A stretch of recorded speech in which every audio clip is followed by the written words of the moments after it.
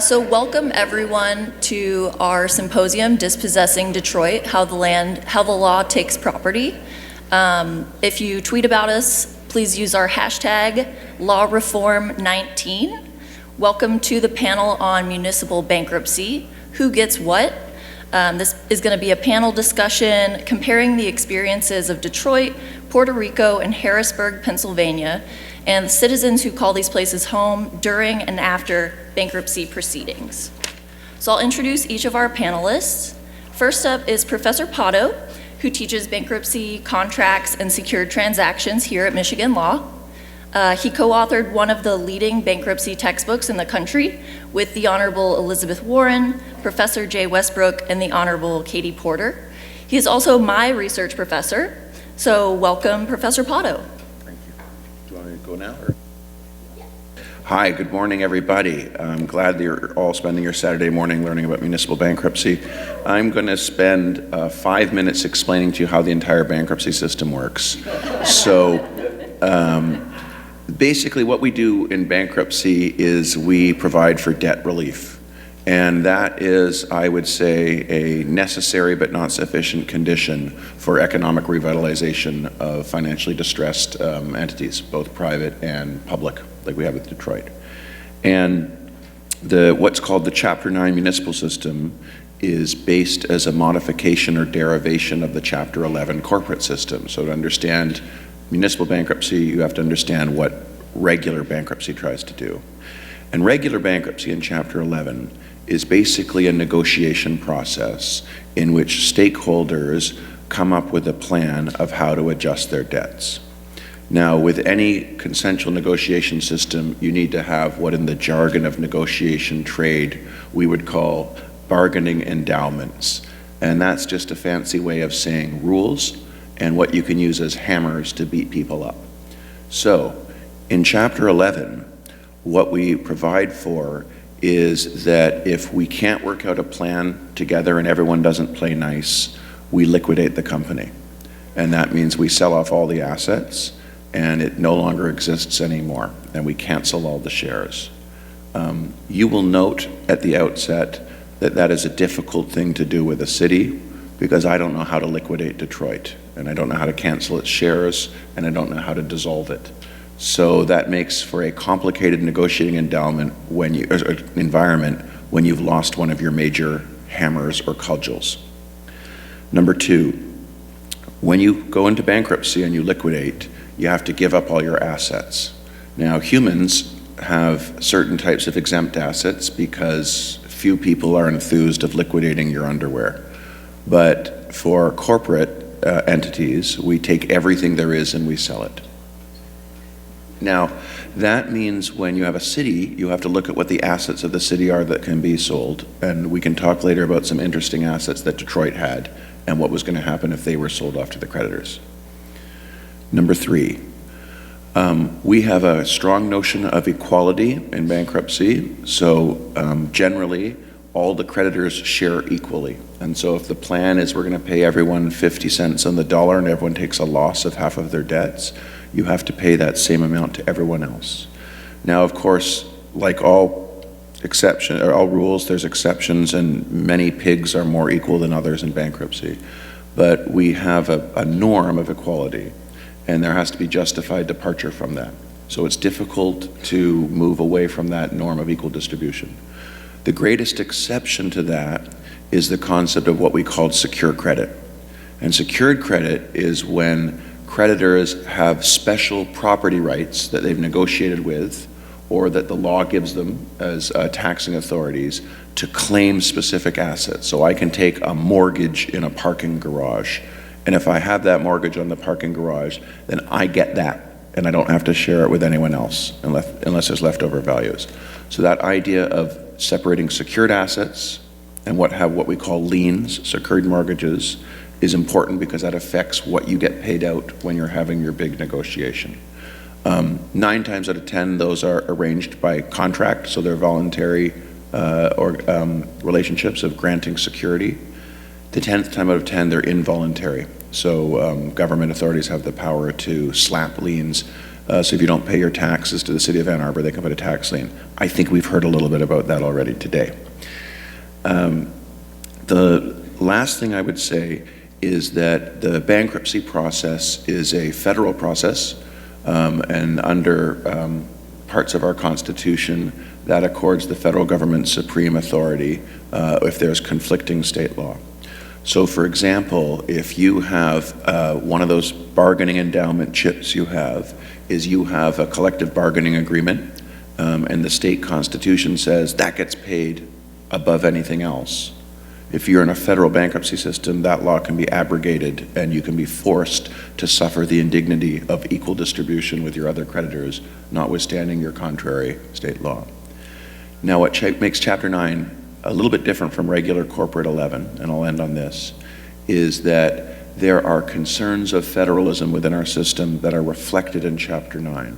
So state law does try to be accommodated a little bit more, and there's ways that's operationalized through the Chapter 9 system, such as the gatekeeping of how you get to open a Chapter 9, such as the role of state entities that have control over the finances requiring their consent. So there is some sort of deference to state law, but that deference to state law is within the context of it being an overriding compulsory federal system that trumps at the end of the day. And it being a political process, there's lots of room for political involvement from all the actors in the bankruptcy system. But that's generally the idea. We try to work out a plan that's negotiated. If you can't work out a plan, we have a hammer. In Chapter 9, it's not liquidation. It's a judge threatening to confirm the plan over the objection of creditors.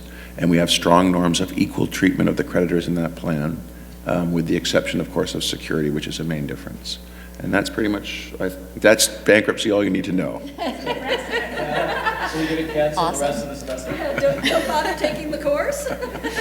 Well, thank you for giving us a flavor of Chapter 9. Next, I'll introduce Professor Moringiello. She's the Associate Dean for Research and Faculty Development at Widener University Commonwealth Law School in Harrisburg, Pennsylvania.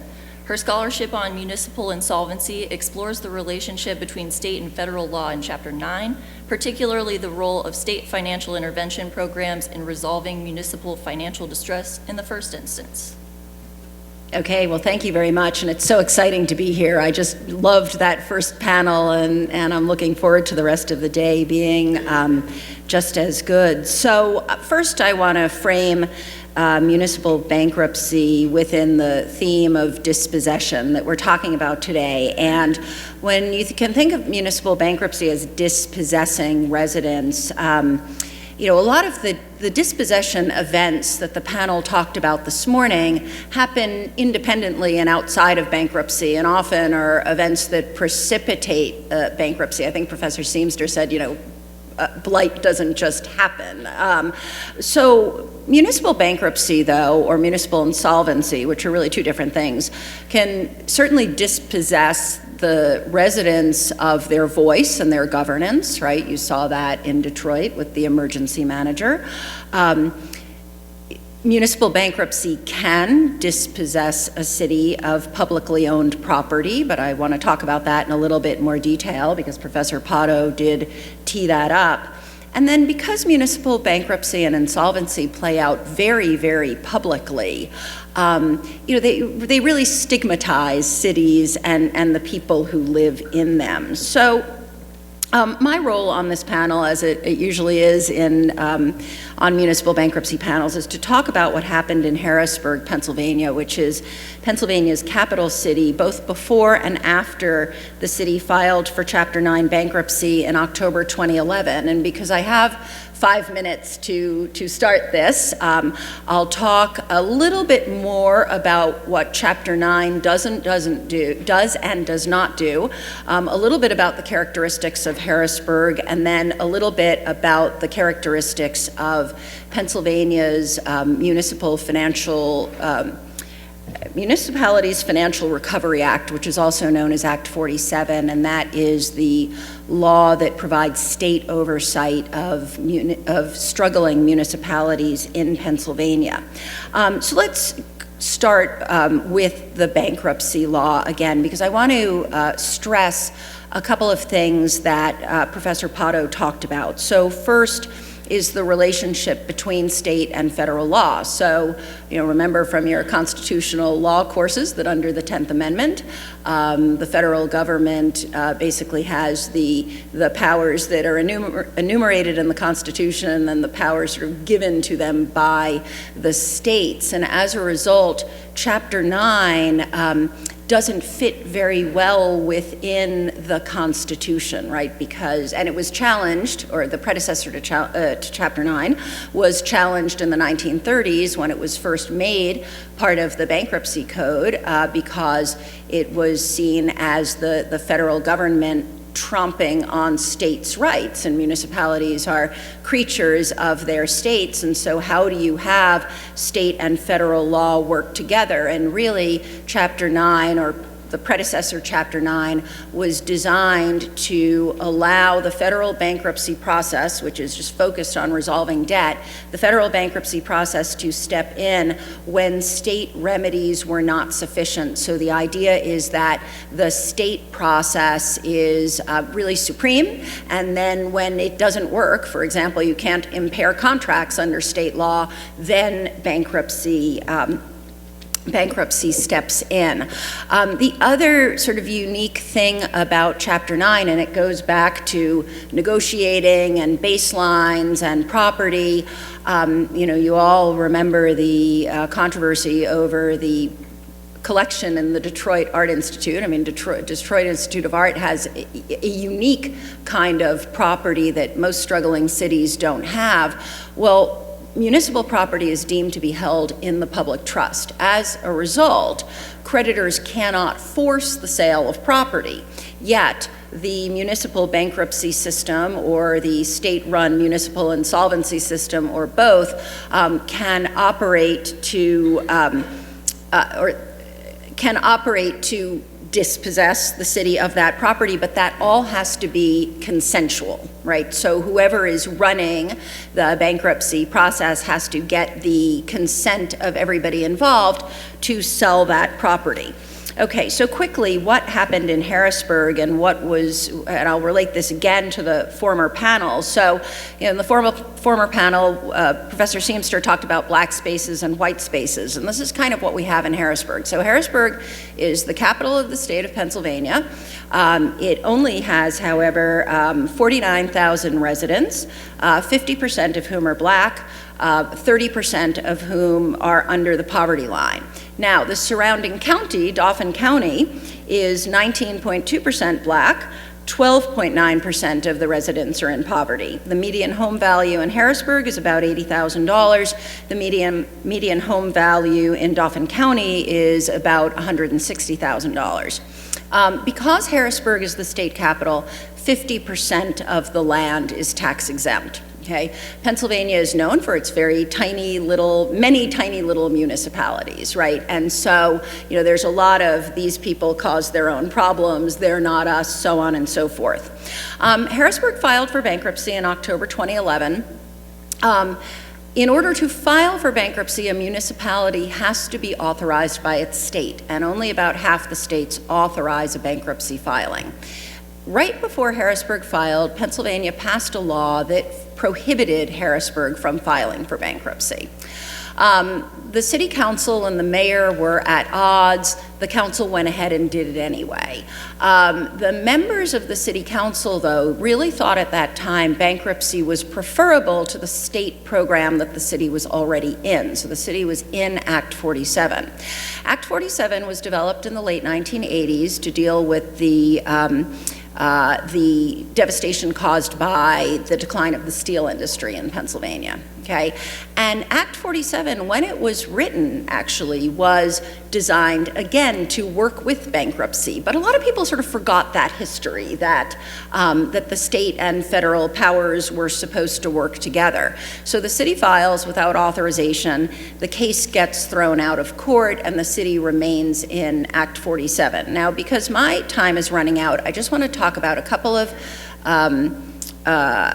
characteristics of Act 47 that are important when we compare, say, Detroit and Harrisburg. And one important characteristic of Act 47 is that although the governor can appoint a receiver for a city, the receiver does not have nearly as much power as the emergency manager did in Detroit. Now, this was not out of altruism. The Pennsylvania Constitution forbids a special commission from taking over city government. So by design, the receiver has to work hand in hand with city government. Now, it's really important that the person matters, right? Because, if you have somebody who's really committed to getting buy-in from the residents, the procedure should go more smoothly. Now, Harrisburg did not have the kinds of high-profile assets that Detroit has, right? You can't sell the state capitol; it doesn't belong to the city anyway.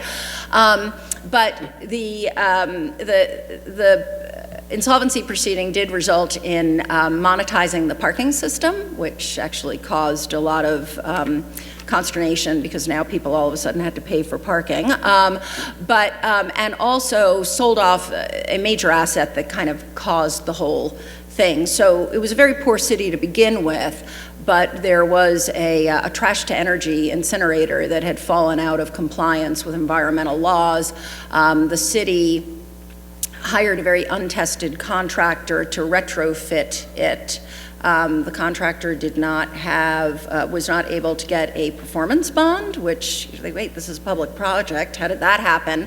And then all sorts of financial shenanigans ensued, and that's what really drove the city into its problems. And the city simply cannot raise enough in taxes to support its activities, and that's sort of very typical of Act 47 cities. And I think when we turn it over to Professor Anderson and she talks more about state and local government law and gutted cities and things like that,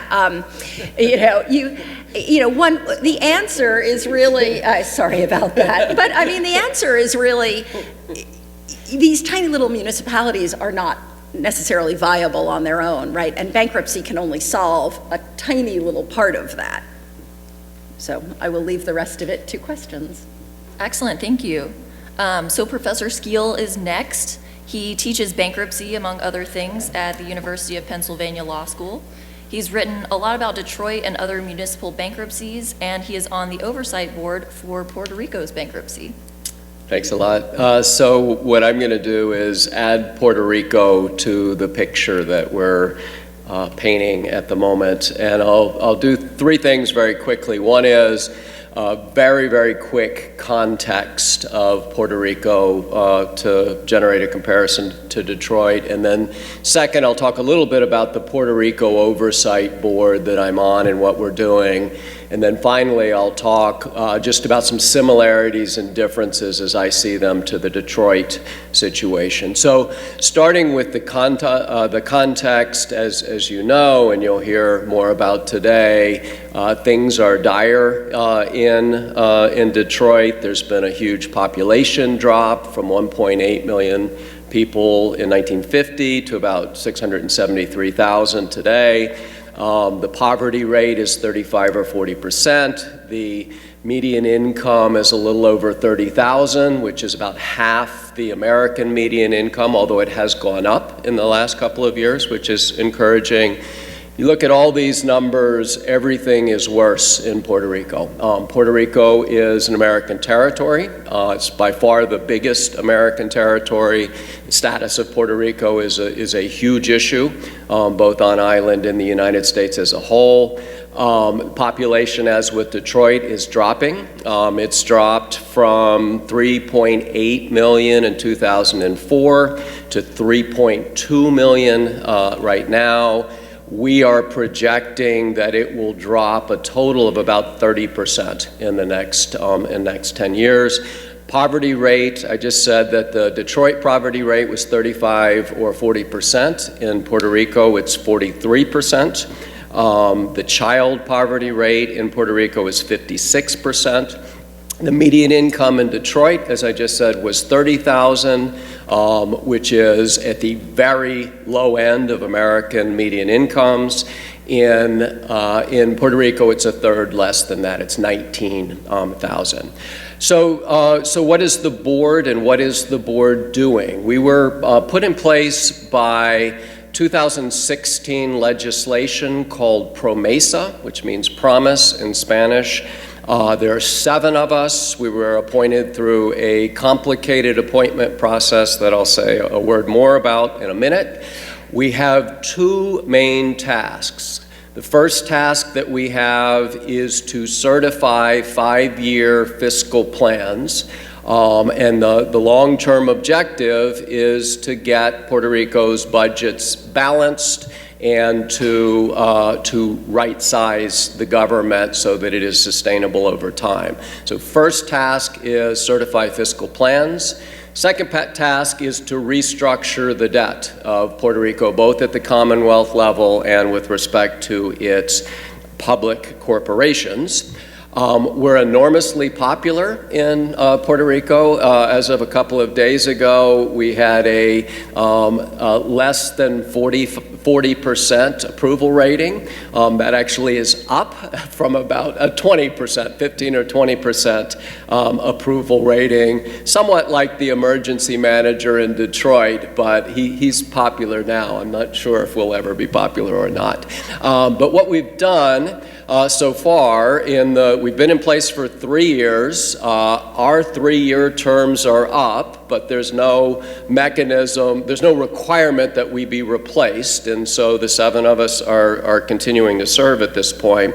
I'll mention 3 things that we've done. We have proposed a restructuring plan as of about a month ago for the Commonwealth of Puerto Rico. Now, states in the U.S. Cannot file for bankruptcy. Under PROMESA, Puerto Rico can. We put Puerto Rico in bankruptcy 2 years ago. We, the Oversight Board, are the debtor. We're the representative of the debtor in bankruptcy.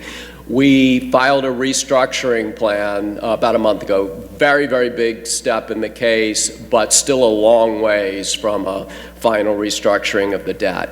Second thing that's going on is that there is what hopefully will be a transformation of the electricity company underway that's being led by the governor. We're involved in it as well. The idea is to bring in a private operator to try to fix one of the major problems on island in Puerto Rico. The final thing that I'll mention is we were challenged constitutionally by a hedge fund that said we were not constitutionally appointed. We should have been nominated by the president and confirmed by the Senate. We won at the trial court level. The hedge fund won at the Court of Appeals level. The case was argued in the Supreme Court in mid-October, a month ago, and will likely be decided at the end of the year. So we are, needless to say, watching to see what happens there. Briefly, a few similarities and differences between Puerto Rico and Detroit. And I'll mention 4 very quickly. The first one is, in each case, we have had a very non-democratic intervention. None of us are elected officials, the 7 of us on the Oversight Board, much as with the emergency manager in Detroit. We have less power than the emergency manager had in Detroit, but we have a significant amount of power. Inevitably, in these situations, or almost inevitably, there are racial overtones to this, to having Washington put an oversight board in place. Fortunately, in our situation, 4 of the 7 of us are Puerto Rican. Only 1 actually lives on island, but 4 of the 7 of us are Puerto Rican. We are also bipartisan, which has been helpful to allay some of the concerns about the absence of democracy. But there's no question it's an anti-democratic intervention. I firmly believe that when a government is in serious dysfunction, that is sometimes necessary. And I believe it was necessary in Detroit. I think it is necessary here. Second point is, as in Detroit, Puerto Rico, when the Oversight Board was put in place, which was 2016, was in a condition that is for which there is a term in the municipal bankruptcy context, and the term is service delivery insolvency. So all of you, when Detroit was in bankruptcy, heard about the fact that it took up to an hour to get a response to a 911 call. In Puerto Rico, the big service delivery insolvency is the electricity company. Puerto Rico regularly has blackouts, had blackouts even before Hurricane Maria. It's one of the biggest problems on island is affordable, reliable electricity.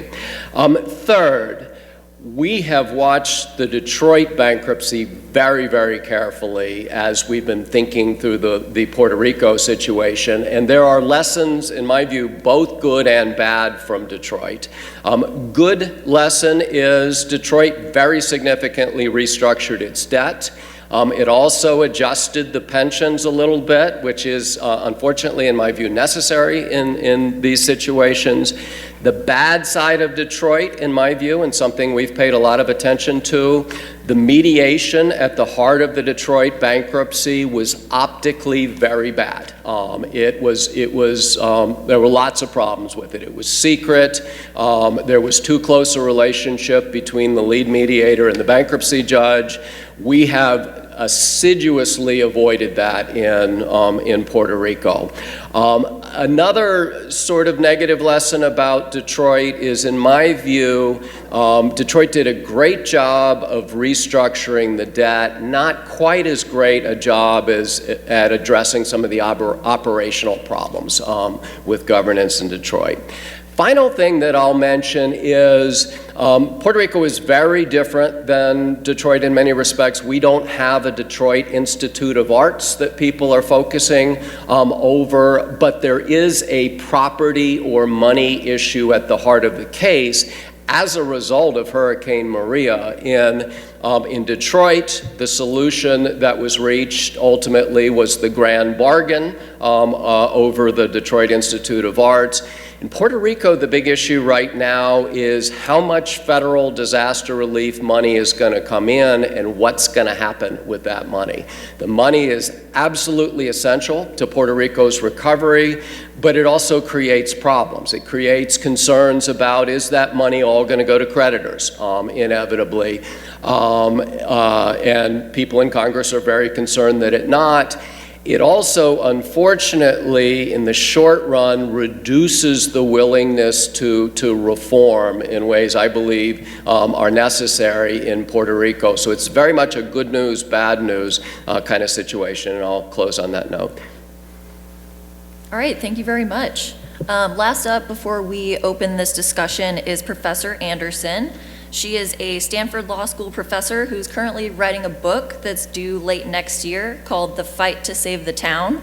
It focuses on post-industrial areas seeking to face the hardest edges of poverty after a fiscal crisis. Thank you. I'm going to make a specific argument, but I can't resist starting with a story from Puerto Rico for the law students in the room.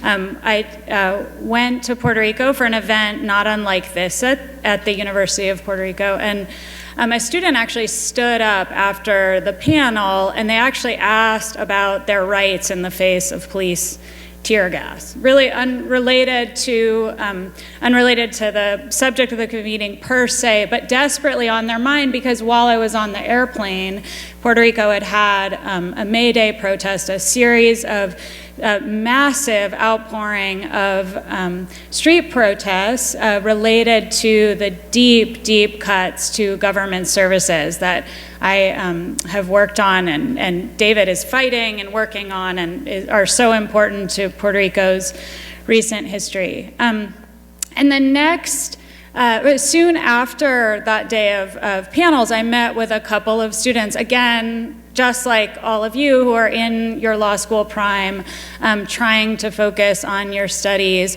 And I noticed that one of them had a bunch of makeup covering a black eye. And I kind of gently wrapped our conversation around to ask about it, and he had been hit in the face with a police baton the day before. So I just want to sort of frame how serious austerity is outside of these Tony halls, how serious the fiscal crisis is.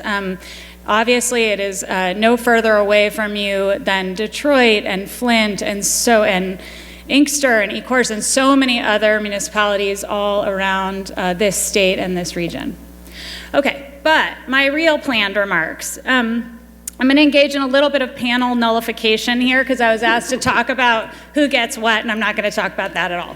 What I want to talk about, I think the last panel actually did a pretty good job at that question, and so will the last one, I think. But I want to actually break down a basic argument, and the argument is most fiscal crisis originates in poverty and disinvestment. Not all fiscal crisis, but most of it. And municipal bankruptcy and restructuring really have little or nothing to do with that problem. I think Juliet actually foreshadowed this argument. And I want to just tell a specific story from Detroit. It's fresh on my mind because I've been working with this man this week. I want to just tell a specific story that I think helps explain that because I hate the word disinvestment. I think actually activists have come to really penetrate the jargon of that word to understand what it means. But I think actually for the general public, this word disinvestment is a pretty bloodless term that actually we have to move past. And so I want to tell you this story. I'm going to call him James because I am writing about him in my book, but I didn't get permission to tell you about him. James is 40 years old. He no longer lives in Detroit. He's a totally average person. For people who live in Detroit, you'll know lots of people just like this. I met him because he was working at my hotel. I've been talking to him for several years. He's been in the same job all that time. And his story is really emblematic of so many across the city. His grandma came up to Chicago, actually, from Huntsboro, Alabama, a tiny town in Alabama. And she went to Chicago during the Great Migration to escape Southern segregation and arrived in Northern segregation in Chicago. And she his mom was born in 1957, right at the sort of rising tide of deindustrialization and job losses across Chicago. So she's arriving, or the mom is born sort of right across this era of joblessness. So by the time James's mom was in her 20s and needing to find her own path to income, she moved to Detroit as what she believed was a land of greater opportunity. And in some ways it was because she was able to work across James's childhood. She worked in retail in the Oakland Mall, and she eventually became a manager of a Burger King in town. And she bought property at about in the 7 Mile area, very close to I-75. And so James grew up there, and he wanted me to understand that when he was a kid and his mom bought property there, the whole block was filled with homes. That's what he wanted me to understand, that his community was filled with homes. And it was actually a really diverse area. He described it in his childhood as sort of something like a third Chinese American, a third white, and a third black. And he had a pretty good childhood when he was little, but when he was 9 years old, the crack epidemic showed up, which, as you probably know, was precipitated by a technological and price change in the drug markets, just like we're going through right now, in which a single dose of a cocaine substitute, the price of that single dose fell to something like $2.50 a day, which meant that a cocaine addiction became something affordable in the context of exceptionally low incomes. In cities that I'm working now, you can get a synthetic dose of heroin now for $10 a day. It's a similar sort of price shock that it creates this whole wave. Anyway, okay, so crack epidemic slaughters his neighborhood. it truly slaughters his neighborhood through rising levels of violence associated with trafficking, through rising levels of addiction and the violence that comes with addiction, and through the rising levels of HIV and AIDS that also followed that wave of injection drug crisis. James is actually the only person he knows from what he defines as his neighborhood, which is this little 6-block territory, the only young man he knows who is not dead, in prison right now, or just returning from prison. And I think the way he put that, I want to give you an exact quote of the way he put it, because I think it is so poignant. He said, "I am the only one who is still free." His neighborhood went through systemic depopulation, a lot of demolition, abandonment, and hollowing out. But he really believed in it. He's very attached to this neighborhood. And so in the sort of heyday of the housing boom in the early 2000s, James, now an adult in his own right, who's hasn't graduated from college, but has always been a steady hand in working class jobs across the city. He bought a home with a predatory mortgage, like so many across Detroit, like so many across Michigan, like so many across the nation. At the 12-month anniversary of that loan, his payments tripled. Again, totally typical story. Payments tripled in a way that made it completely unaffordable. The real economic problem for James was the loan, for sure, because it was the mechanism of dispossession, but it was also that he had put $15,000 into turning this house from an abandoned, obsolete home into something he could live in. All new carpet, new paint, pieces of a new roof, and a new furnace. And all of that investment in the property evaporated. Mortgage foreclosure, home purchased at auction purchaser leaves the home fallow for a couple of months and then arsons it for the insurance company. And this is, again, it's so common across all the places that I'm working, not even Detroit, that it's quite typical. So I want to go back through that story and just say something about what this word disinvestment means, again, kind of using James's story. To me, the problem of disinvestment that is the sort of heartland problem of cities like Detroit, and in some ways the island of Puerto Rico, is about land. It's about the obsolescence and underinvestment in buildings so that they're safe for people to live in and for children to live in, and all of the lead abatement and repairs that come with those buildings from a public health point of view.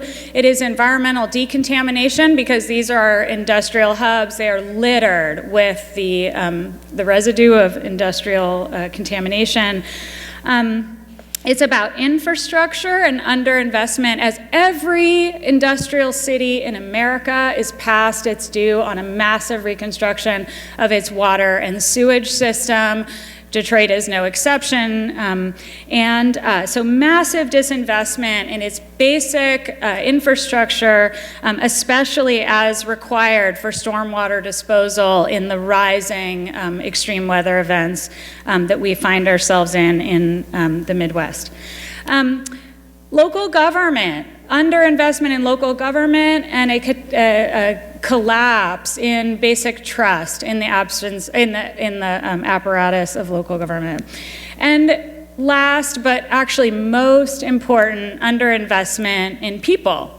A whole generation of kids who lived through the crack epidemic on their streets, who had no trauma counseling, no intervention of what it was like to witness violent crime and that level of death across their childhoods, no restorative justice or kind of rehumanization process for the experience of living through those kinds of years,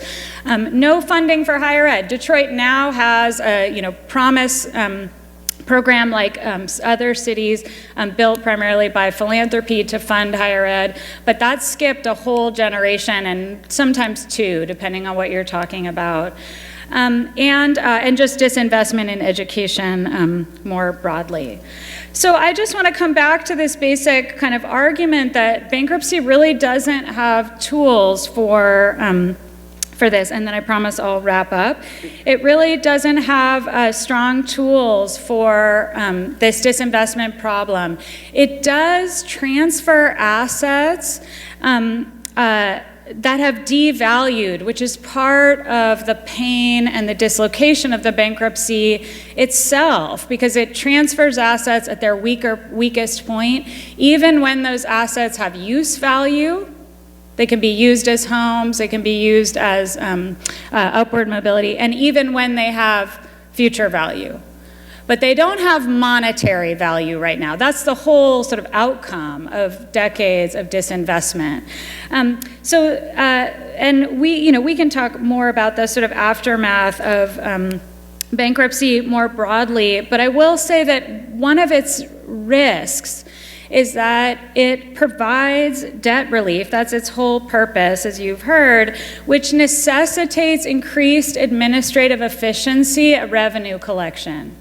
Right? I mean, that's what the city has to do, right? We've got to get our government house in order over getting money into this sinking ship of government services. And so it's actually quite good at that, but with an incredibly vulnerable population and without the kind of poverty exemptions that you heard in the last panel are necessary to do that with humanity and with respect for the heritage of families like James's family, you end up with this incredible risk of displacement, which is underfoot and underway in the city of Detroit. Okay, last thing I want to say is that in the course of working on Detroit, as in other places that I'm working right now, I feel so much kind of anger and sorrow about it to bear witness to what has happened, but I also feel a lot of envy. And I think any of you who are sitting here in Ann Arbor and not working in Detroit right now, you are missing a chance to participate in a really important social movement. Many of the connective tissue to that social movement are here on later panels today, and Bernadette too.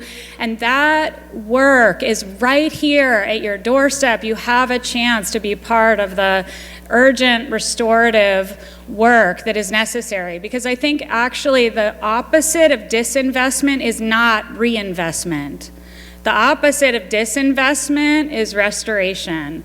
And that is something that you're here at this point in history where people are building the community structures and the community work in which lawyers and law students are really important to wealth restoration.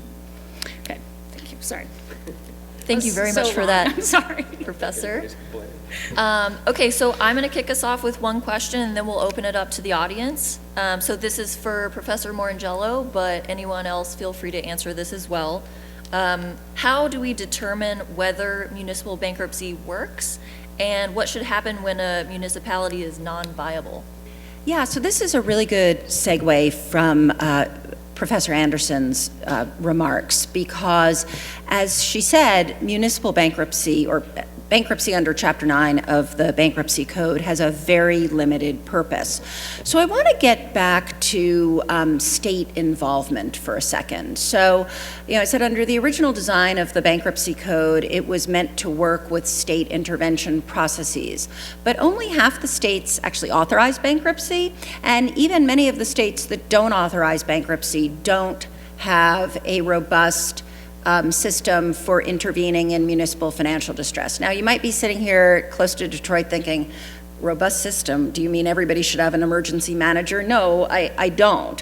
But I want to highlight for a second the three original goals of Pennsylvania's system, right? So the original goals were Develop a state assistance plan to aid financially distressed municipalities in restoring their financial integrity while leaving principal responsibility for the conduct of the financial affairs of the municipality to its locally elected officials.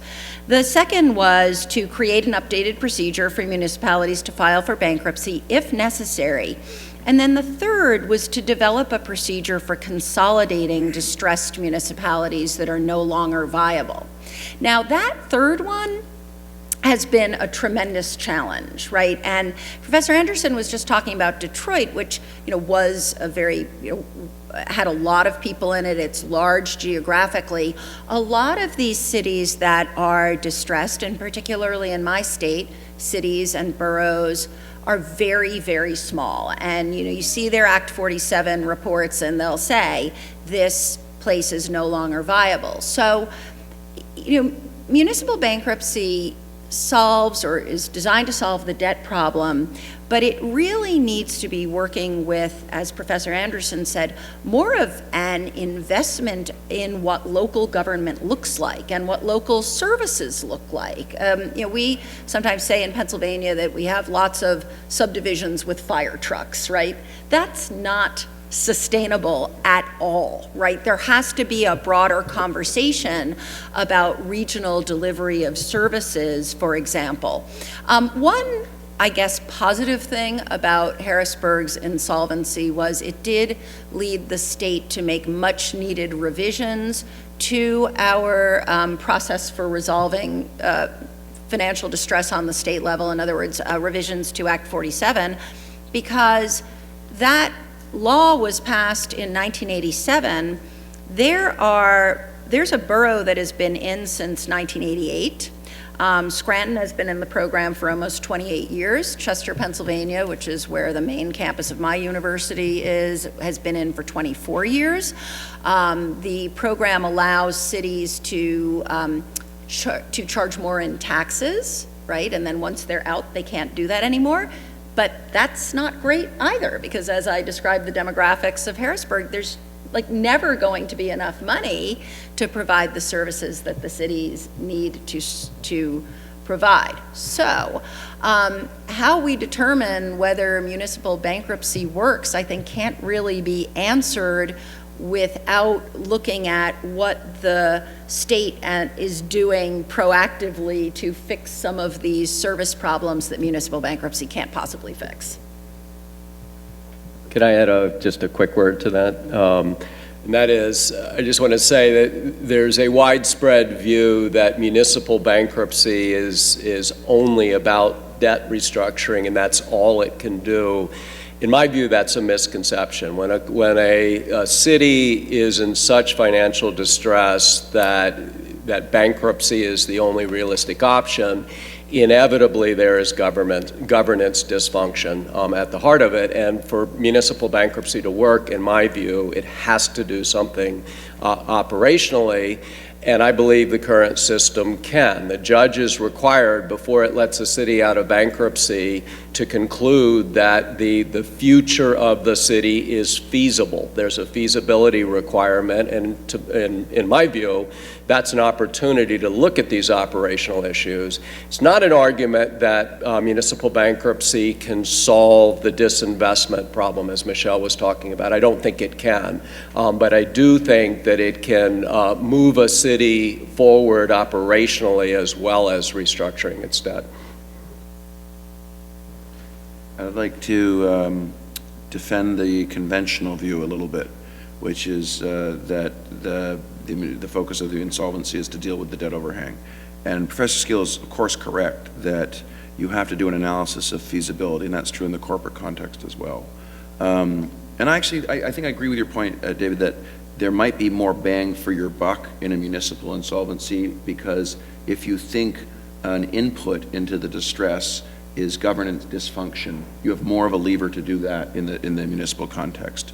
But at the end of the day, there's going to be longer term forces of whether there's going to be incentive for investment or disinvestment that can't be prescribed in a judicial proceeding. And so if you take Chapter 11, you can deal with unsustainable debt and restructure it. But if no one wants to buy your cars, there's nothing you can do about that in the bankruptcy system. We can free up your debt service so you can devote better thinking and time and resources of how to make better cars. But the judge can't issue an order for people to buy Chrysler cars. With municipal bankruptcy, if an input is dysfunction, which it is, because we're beyond the fighting of what's the cause. Oh, it's massive depopulation. Oh, it's incompetent politicians. The answer is everything, right? The causes of distress are multifaceted and complex. So we can work on governance, and Professor Skeel's right. You got a moment there at the feasibility. Say, is this a new plan? Is this going to be, are you guys going to fall right back into bankruptcy in 5 years from now, or you got a plan to change it? And you can do that. But at the end of the day, what's the example of building better cars? If you don't have a place where people want to live and have services provided for them, then that's not going to be a successful insolvency. It's got to be a place, and that's beyond my pay grade, I don't know, but like where people want to live, where people want to educate their kids, where they want to invest and start jobs. And that's something you can't do in a bankruptcy proceeding, in my opinion. All right, at this point, we're going to open it up to questions from the audience. I think since we're running short on time, what we're going to do is actually take 3 questions at once and then just pitch those to the speakers, and we can sort of do it that way. So I believe Bernadette has a question. Hi, my question is for David. So, I believe the main problem with emergency management is the democratic deficit. And I know you think that that's necessary, so we can disagree on that point. But what I think we are on the same page about is there still has to be accountability mechanisms in place, especially since we have the democratic deficit. So when you said there is only one person on that committee of 7 that actually lives on the island, that's atrocious. In terms of, so that means that there's only one person who will daily be affected by the successes of the panel. There is only one person that will daily be affected by the failures of the panel. And so that seems to me to be a complete lack of accountability, but I just want you to talk me through the accountability mechanisms, because maybe there's something I can't see from the outside.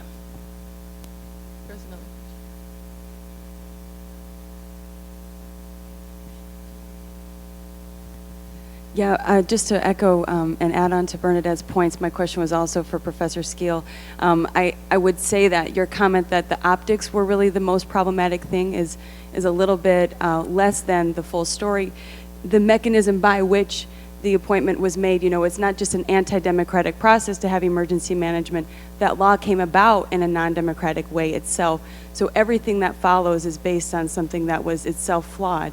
My question for you is if you could speak about how the individual debts of Puerto Rican citizens are or are not included in bankruptcy.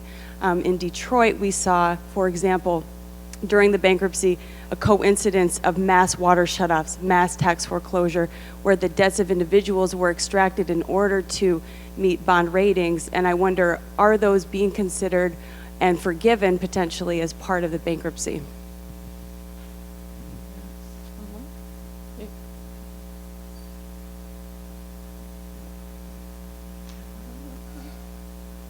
Thank you, Mary Kate, for running around this room. Thank you so much. I have a question about the last comment from Professor Pottow, and my question is really for Professor Anderson. In Michigan, the treasurer, Bob Klein, came to MSU after he left and did a report where he drew a straight line between the state's cut in revenue sharing to Detroit and to Flint, which led Detroit to have to file for bankruptcy and to become fiscally insolvent. And the same with Flint, so that if you look at how the state, through its tax subsidies that have been a huge percentage share of the government budget in places like Flint and Detroit, large municipalities, you can see that the state caused the fiscal insolvency directly. And yet, the municipal bankruptcy system disempowers the judge, just like in the Chapter 11 context, from having any power on the revenue side, notwithstanding the fact that on the revenue side, the state's squeezing the city, causing the bankruptcy, but only for certain state municipalities that are more heavily dependent on revenue sharing, and the state at the same time is approving the bonds that the city can't repay. And yet, The reordering of the debts is by an agent of the federal government, a federal bankruptcy Article 3 judge, who lacks the power to fix the revenue picture, which was the pincer movement that caused the insolvency. So the blaming of the leaders is a broken model to explain these money flows, the bonds that can't be repaid and the revenue sharing that's cut. So doesn't that make bankruptcy the problem in some sense because of the lack of the federal power to solve the cause of the problem? I'll take an answer the bankruptcy first, which is that it would require a substantial reimagining of our constitutional issues to empower a federal bankruptcy judge to order a state government to transfer more revenue streams to an internal organ like a municipality. So then you're left with the situation is half a loaf better than none, my gut is yes, but that's just because I'm Pollyanna. And the other thing structurally I'll say about the bankruptcy system is it is not just municipal insolvency, but in corporate insolvency, it's premised on a democratic deficit, so to speak, which is when you're in insolvency and you go into a liquidation proceeding, for example, you don't get to control the proceeding. It's a trustee who has fiduciary obligations to all the creditors. And even in a Chapter 11, when you hear about, like, you know, Kmart's going through Chapter 11 or Sears going through Chapter 11, then the management don't get to act freely and in the ordinary course of how they used to run corporations. They assume fiduciary obligations and are required by law to be serving the interests of the creditors. So we can have a political discussion about whether that's a desirable system, but from a structural how does insolvency work thing, the idea of dispossession is intrinsic into the bankruptcy model. Now, with the political thing, you have to have the transition back to democratic governance, and you can debate whether that's working well or not, but I just wanted to give you that bankruptcy perspective. And if I could just jump in for a second on something you said about the state approving bonds. So again, you know, one thing that at least, I mean, Harrisburg is a small city, but it is the state capital. So it caused the legislature to look at some of these deficits in state government that lead to some of these problems. And not every state, you know, they might say in the statute that the state has to approve bond issuances, but I know in Pennsylvania there were like 2 people in the Department of Community and Economic Development who were actually devoting their time to this. So although there was approval, there wasn't really robust review, and some states that have really successfully kept their cities out of bankruptcy have a much more robust review process at the front end. North Carolina is one, for example, and so that's a fix that needs to be made. Do you want to? Sure, I'll just take I'll go that back last. to the first question. Great. So I think it's true that there was a massive revenues from the state plummeted just prior to the Detroit filing, and they are about equal. The revenue losses to the city, the revenue transfers from the state of Michigan to Detroit were about equal to what the state eventually put into the grand bargain. And this is part of the destruction of trust in the bankruptcy itself, is the fact that those numbers were readily apparent. I first heard about them from a Pennsylvania receiver who noticed them right in the, you know, as the grand bargain was forming in Detroit. So that's true. Nonetheless, there is still an argument for bankruptcy to the degree that you believe that there are governance failures that are part of the problem with the city and the debt overhang piece of Detroit's bankruptcy, because of course the swaps deal collapse was also a precipitating event of the Chapter 9 filing. So there's some argument for emergency management or receivers or oversight boards and Chapter 9, even with the facts that you began with. But I think what you have highlighted is that fundamentally, and this is really my sort of number one takeaway point for today, if you fundamentally believe that the problem that a municipal debtor had was a revenue problem, and not an expenditure problem. So it's not that they were spending too much money, it's that they had too little money coming in to sustain the basic needs of their population. If a municipal debtor has a revenue problem, emergency management and bankruptcy today, this wasn't true 40 years ago, but today they really don't do very much to help with that. They may release funds. A grand bargain is a perfect example of this, where the state regains faith in the municipal debtor and then sort of is willing to restore some level of state to local transfers. But they don't help with that problem. And so I think of them, I think this is useful, it's how I write about it in my book. They are spreadsheet solutions. If you think that the spreadsheets are wrong and could be improved because we're going to spend less, or we're going to sell some parking garages, or we're going to monetize some assets or whatever, and that we can like tinker with the mechanics of governance to improve the revenues or reduce the expenditures, then these are useful tools. And they may be useful insofar as that's true in any given case. But this larger category of systemic, multi-decade revenue collapse from disinvestment is a fundamentally different problem. And the only way you can wire a receivership or a bankruptcy to address that is through those processes traveling with major aid packages. That's the only way you make them an answer to a long-term revenue crisis. And our systems are not coming with money anymore. Let me say a few words to Bernadette's and Michelle's questions. And I'll collapse them into to two general points I'll make. One is the point about accountability. No question that an oversight board is an intrusion into the democratic processes. I believe it's sometimes essential, and I believe it was essential in Puerto Rico. How distant are we from ordinary citizens in Puerto Rico? Only one of the 7 of us do live on island, but pretty much our entire staff, almost our entire staff, is on island. At this point, we have a little more than 40 staffers, almost all of whom are Puerto Rican. Our executive director, who is a hugely important person in this process, also lives on island. So we do have a significant island presence. One could argue whether there should be more, but there certainly is a significant one.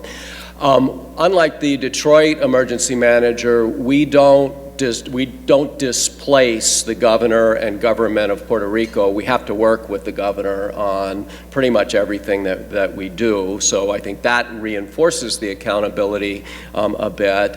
And finally, it's worth noting that when PROMESA was filed in 2000, or was passed in 2016, both the governor and the congressmen were supporters of PROMESA. They asked for PROMESA. They believed that PROMESA was necessary.